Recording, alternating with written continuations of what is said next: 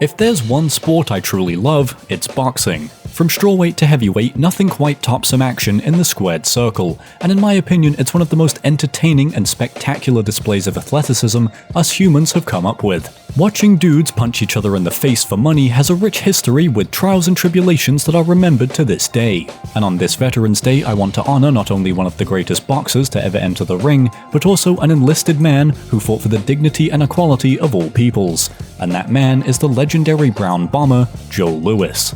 Now, I know Joe Louis never actually saw combat during his time in the military, but if Ronald Reagan made an exception for this incredible champion, you can too.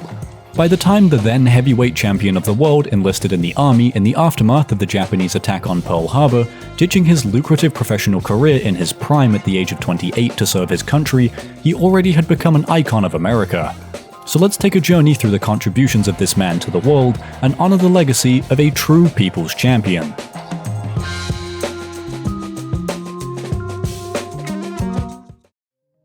The grandson of slaves and one of 7 siblings, the Brown Bomber entered the ring for the first time at the age of 11 under the name Joe Louis, a name he adopted to hide his identity from his mother.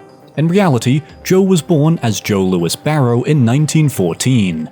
Over the course of a relatively short amateur career, Louis would rack up 50 wins in 54 fights, knocking out 43 opponents thanks to his speed, boxing IQ, and incredible power. Eventually, Louis's domination of the boxing scene around Detroit and winning of the Detroit Golden Gloves caught the attention of John Roxborough, who, along with promoter Julian Black and trainer Jack Blackburn, brought the young Brown Bomber into the professional boxing ring in 1934. Louis quickly stormed through the ranks of the professional game, winning the first 27 bouts he fought in, with 20 coming by way of knockout, notably knocking out the terrifying former world champion Max Baer, and in a match that would foreshadow the most iconic fight of his career, dominated the pride of Mussolini and fascist Italy, former world champion Primo Carnera, neither fighter making it past the 6th round. His rise was stopped in its tracks in 1936, however, when he faced German former world champion Max Schmeling, Hitler's shining example of Aryan excellence, though Schmeling himself wanted nothing to do with the Nazis.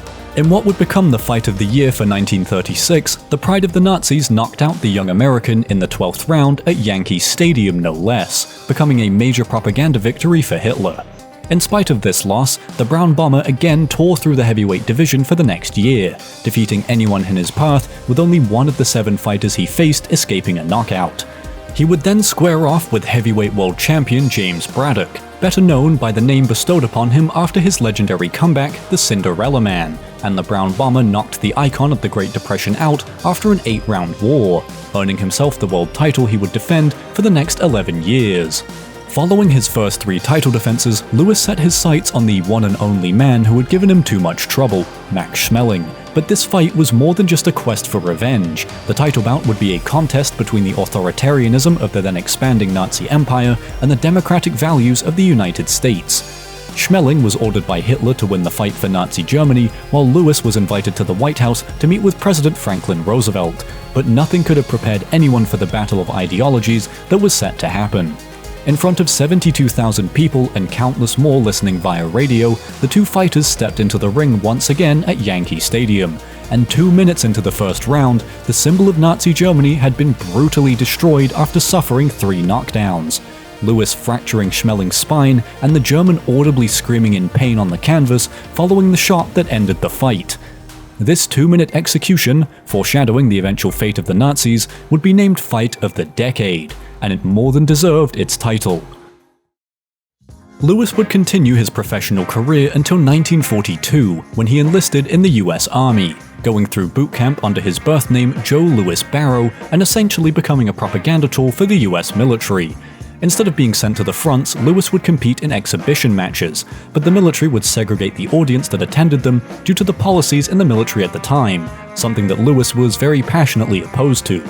He would use his fame and influence to enact change within the US military, starting with the desegregation of his exhibition matches, ensuring the just treatment of fellow African Americans in the military, especially in the case of future baseball star Jackie Robinson, and ultimately, his efforts played a large role in Harry Truman's decision to desegregate the US military in 1948. He also donated $100,000 of his boxing earnings to various military relief funds during the war, an equivalent of some $2 million in today's money. While not saving lives or storming bunkers on the front lines, Joe Louis's contributions to the US military are of incredible importance, as he laid the groundwork to ensure that everyone who chooses to make the sacrifice to serve their country should be treated as equals. The impact he had on the military is truly unquantifiable, but he stands as an example of fighting for what is right, even in the face of extreme discrimination. His fight for equality wouldn't end here, with Louis famously breaking the racial barrier in the professional game of golf, as well as being arrested for protesting segregation in his birth state of Alabama. Following the war, Louis returned to the professional ring full-time, though visibly out of his prime by this point. Louis would be beaten into retirement in 1951 after a devastating loss to the iconic champion Rocky Marciano, who himself was a huge fan of the Brown Bomber. Louis exiting the world of boxing with 66 wins and 3 losses, with 52 wins by way of knockout. Unfortunately, as is common with sports personalities, his life post-retirement was fraught with tragedy, losing most of the money he made in boxing and suffering tremendous health issues until his death in 1981.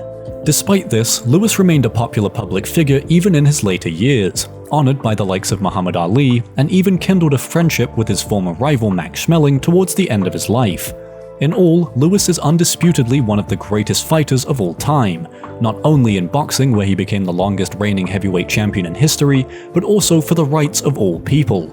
As an enlisted soldier, he championed the cause of civil rights decades before the movement would make its greatest strides, and did a massive service to his country in doing so. With the permission of President Ronald Reagan, Louis was buried at Arlington National Cemetery alongside countless others who gave their lives for their nation, and the year after his death, he would posthumously receive the Congressional Gold Medal, with Congress stating that he did so much to bolster the spirit of the American people during one of the most crucial times in American history, and which have endured throughout the years as a symbol of strength for the nation. This Veterans Day, I wanted to honor this great man for a few reasons. For one, I love boxing, and this gives me an excuse to talk about one of my favorite sports. More so though, the Brown Bomber is one of the most iconic heavyweights in history, possibly even the greatest heavyweight to ever enter the ring. And while there are many exceptional members of the military, Louis is proof that there are many ways to serve your country and make a difference outside of combat on the front lines. In the canon of World War II, Louis's contributions to the military are often overshadowed by the daring heroics of the likes of Audie Murphy, but while his service was less glamorous, his impact on the military as a whole was immense. I thank him for his service, and may he rest in peace, the symbol of American democracy and the champion of all causes, the Brown Bomber, Joe Louis.